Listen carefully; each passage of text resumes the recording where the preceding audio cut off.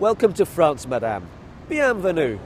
But with that veil on, you can't come in.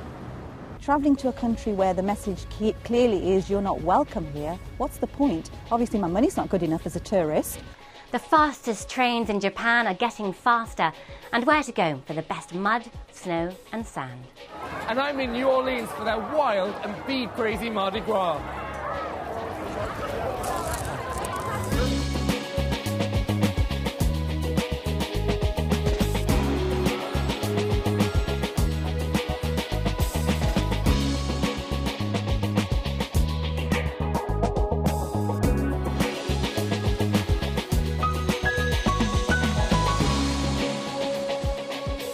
Hello and welcome to Fast Track in France. I'm Rajan Dattar. Now, it's to chic places like here in Paris that visitors from the Middle East flock. So is France in danger of losing millions of dollars of international business as well as tainting its global image?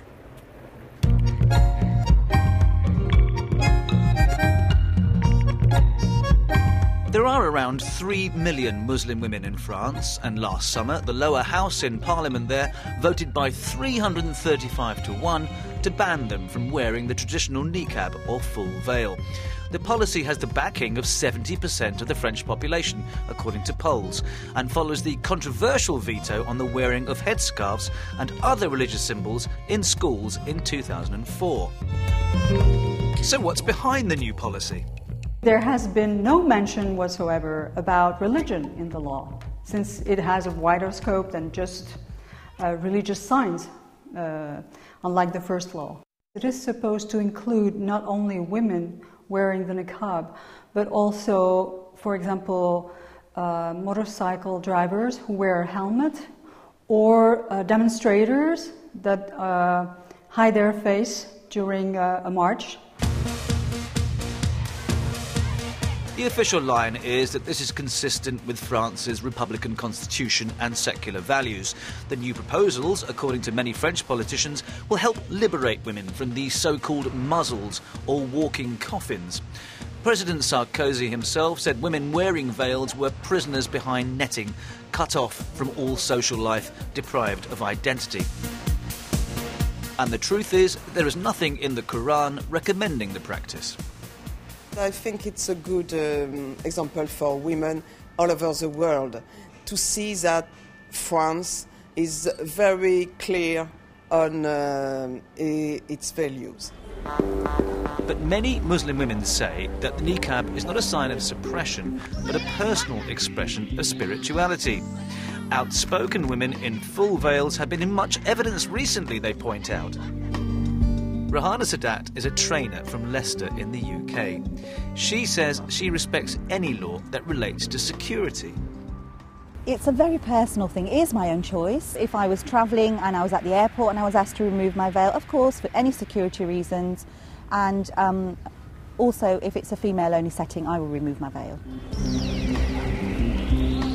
But the idea of visiting a country where the full veil is banned does scare her. Travelling to a country where the message clearly is you're not welcome here, what's the point? Obviously my money's not good enough as a tourist. It's a country I would have liked to have visited because I've got a school friend and we keep in touch by Facebook at the moment. I'd love to go and visit her, but I don't think there's going to be any opportunity of that now. The Institute of Islamic Culture lies here in the heart of Paris's Muslim community. It's a cultural rather than religious centre, but these French citizens feel that distinction is blurred when it comes to the wearing of the veil.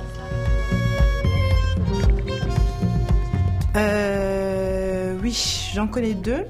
Two of my friends wear it as part of a spiritual journey, but they feel stigmatized and betrayed by France. There are young women from here, who studied here, who grew up here, with these ideas of freedom, equality and brotherhood taught by their parents and grandparents. Today they don't feel those values in their daily life. They are frustrated. And these views are echoed by many women in the Middle East. They'll be very, very hurt. The thoughts that might come into head that they'll be like, they're not thinking about us. They don't think about if we're going to come there. They're going to lose their business. But you're talking about maybe like 5% of the population that puts that. Some people might take a stand and say, I'm not going to go. And if you're thinking about, let's say, Saudi as a country not going to Paris or not going to Europe or whatever the country is that bans the veil, it's a lot of money. So what happens if you are a tourist in a veil walking through the streets of Paris? The law states that after the current 6-month trial period, a police patrol could apprehend a woman in full veil and fine her €150 on the spot. But there's a further dimension.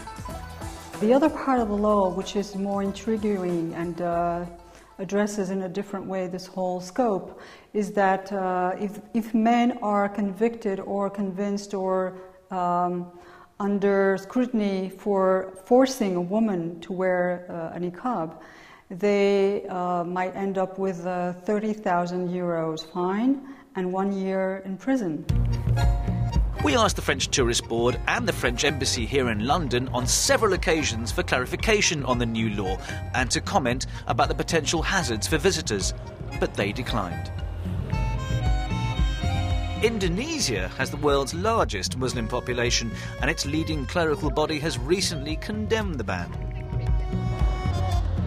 And observers say it would be hard to imagine the ban being passed or applied in the UK and the United States. France is the second most popular destination in the world for tourists from the Middle East. Its high spenders like these, the Paris luxury goods industry, should be worrying about losing. When it comes to fashion, we love our fashion. We spend so much money on looking good. I mean, forget seeing us outside. You should see the girl gathering inside the house. Girls show off.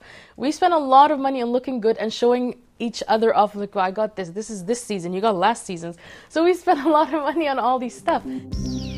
Upmarket hotels like this one rely heavily on business from the Gulf and the Middle East. Some 11% of guests are from these parts of the world. But confusion seems to reign here about the new policies. New ban, actually, I should ask you, what are you referring to? I'm not too sure. But no, France, England have a traditionally Middle Eastern client at certain time of the year. For the last several years, we have had absolutely seen no changes at all on that. Many of our clients from the Middle East wear the veil when they come to our hotel. As far as tourism is concerned, we have every day people from the Middle East and ladies wearing veil. And is a hotel lobby a private space or public? A hotel bedroom? Clearly, the law is one thing, but the application of it is another. Interestingly, two other equally prestigious hotels, the George V and the Crillon, are largely owned by Saudi investors. And Didier's compatriots argue that the new law could result in the worst of all outcomes. Difficult to enforce, a stain on France's international image, and provoking a rebellion amongst assertive, angry young Muslims, creating martyrs to the cause. Some of the women, they want to wear the niqab because of the law. I'm sure that niqab will be a new trend. So in the street, maybe more and more women will wear the niqab than before. I think it's bad for tourism, for economy, and not and bad for the image of France. Not just about for according to Muslim people from abroad, but for everybody in the world.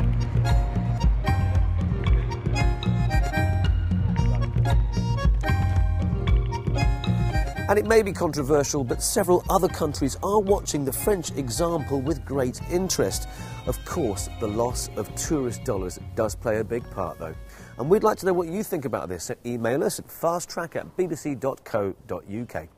OK, let's see what else is making news in the world of travel this week. Industry experts have warned airfares will rise as unrest in the Middle East causes the price of oil to climb.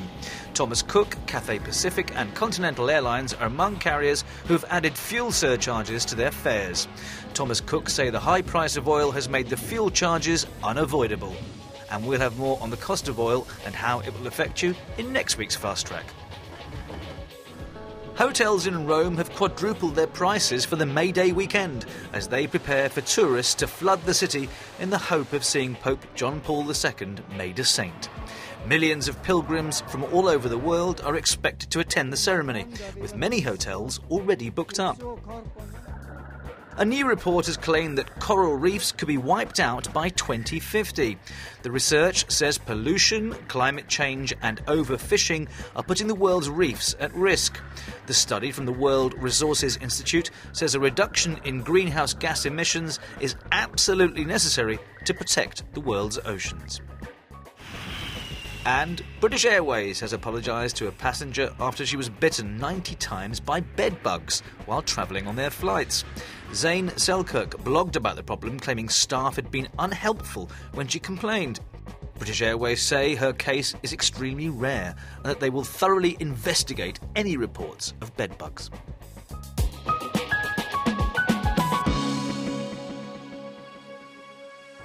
Well, stay with us, because coming up after the break, we're in New Orleans as it dusts off its party clothes for Mardi Gras.